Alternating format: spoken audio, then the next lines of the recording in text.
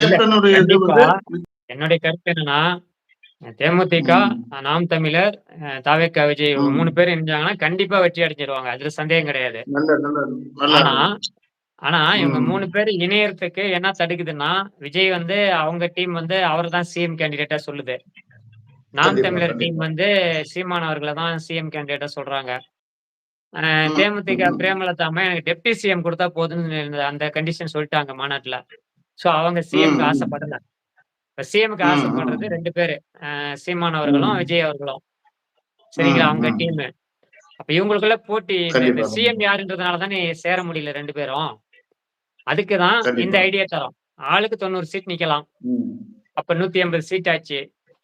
மீதி ம். 54 ம். சீட் வந்து ம். தேமுதிக பிரேமலதா அம்மாக்கு நின்னுக்கிட்டோம். மொத்தம் ம். 234ல. ம். தாவேக்கா ம். விஜய் டீம்ல 90 சரி. சீட்ல அதிக எம்எல்ஏ யார் வராங்க? நாம் தமிழர் அதிக எம்எல்ஏ வந்தா 90 இதுல ம். ஜெயிச்சா, யார் அதிகம் ஜெயிக்கிறாங்களோ அவங்க ம். சிஎம் குடுத்துரலாம். அது சீமான் அவர்கள் அதிகம் ஜெயிச்சாலும் அவரு சிஎம். விஜய் டெப்டி சிஎம்மா குடுத்துரலாம். விஜய் அவர்கள் வந்துட்டு ம். 90 தொகுதியில அதிகமா ஜெயிச்சுட்டாருனாலும், அவரு சிஎம், சீமான் அவர்கள் ம். டெப்டி சிஎம்மா மாத்திக்கலாம். அவங்களுக்குள்ள ஒரு அண்டர்ஸ்டாண்டிங் தானே! அது இதுதான் ரைட், அது வந்து ரைட். சரி. அதான் இப்ப குழு